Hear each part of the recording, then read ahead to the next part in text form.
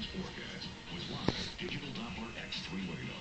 9:51, a beautiful looking shot over in Daytona Beach, but look at how fast those clouds are moving. Well, back off to the west, thunderstorms are moving just as fast. We have a whole lot of rain still to talk about, and this will be the scenario throughout the rest of your day. So plan for it. If you haven't picked up any rain yet, don't worry. It will get there. And not just rain. We're talking heavy downpours, lightning, gusty winds, all possible. Seeing a few different locations having that. South of 50 through Sumter Lake in Orange County. Since this is going to be happening for the rest of the week, we might as well go today. So got some of that heavier precipitation into southern Osceola and Brevard as well. Up into Flagler, very lighter showers out there. Area. This one large cell just south of Denellen, outside of Marion Oaks region. General motion is off to the east, around 30, 40 miles an hour at times. So we still have a very, very heavy rains out there, right along 200. So if you're toward Bellevue, Summerfield, the Villages, Lady Lake, that is where that thunderstorm is going to head. And then further south, same locations, picking up that heavy rain through the Green Swamp, through the Four Corners, Celebration, now more of that rain into Kissimmee and St. Cloud, and near the airport as well, Belle Isle, Sky Lake region, Edgewood. So that's also pushing to the east along the beach line. So if you're further, say, east, like Bithlo, Christmas, that's where all that activity is headed.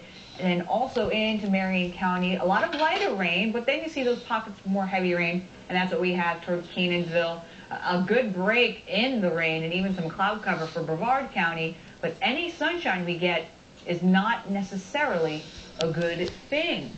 A little sunshine will just add to the instability in the atmosphere, and here's what we got. Lots of moisture to work with.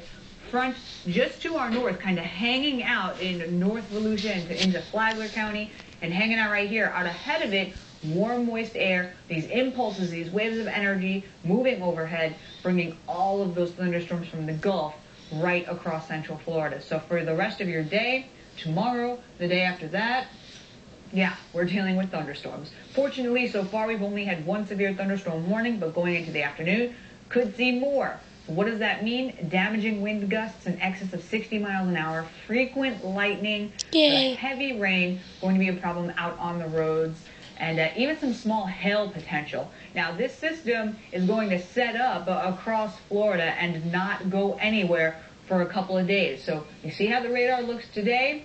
Pretty much going to look like that, or a variation of it, throughout the rest of your work week. 83 will be our warm afternoon high temperature. The heavy rain is likely. Those thunderstorms will be around and will continue to be around. Finally, helping out. Look at that. Route index. In just a few minutes, we'll have another check of your weather on the one. It's good for me. X3. As in, I want the thunderstorm, but we just go, okay? We just go.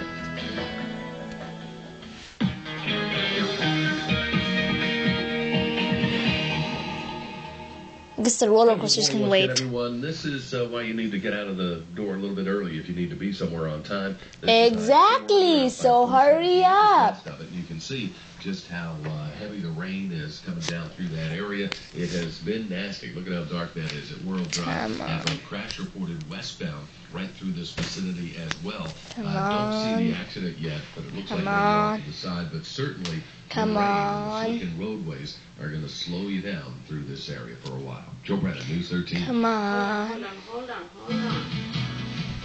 Want to strip paint without using chemicals? Mrs. Fixit shows us some unconventional solutions in today's report. Come on. Stripping paint can be a labor-intensive and smelly process, but I have some solutions that aren't either, and they cost next to nothing. To strip paint off of smaller items like knobs and hinges, you need a crock pot. Either use your crock pot with a liner, which you can pick up at the local grocery store, or pick up an old crock pot at a yard sale and use it only for stripping paint. Fill the crock pot 3/4 full with water and add a few tablespoons of liquid laundry detergent. Drop your items into the pot and then set the crock pot on high for about 8 hours. What is she putting Depending in? on Stripping the amount paint. of paint, it may take less time. Remove the items, and the paint will simply peel Just away. stripping paint. An old toothbrush will help get into the Yes. cracks and crevices. From Then any- all you have to do is rinse the item clean. From small The items. second solution works better for larger items like furniture. Make a thick paste of washing soda and boiling water. You can pick up washing soda at your local grocery store in the laundry aisle. Wearing gloves, spread the paste over the paint that you want to remove and let it sit. You want to keep the paste moist, so spritz it with some hot water every hour. After several hours, test the paste with a putty knife. The paint should peel right off. If it doesn't, let it sit for a while longer and then try again. Easy and inexpensive ideas for stripping paint. I'm Mrs. Fix-It, and it's just that simple. From stripping paint to peeling paint.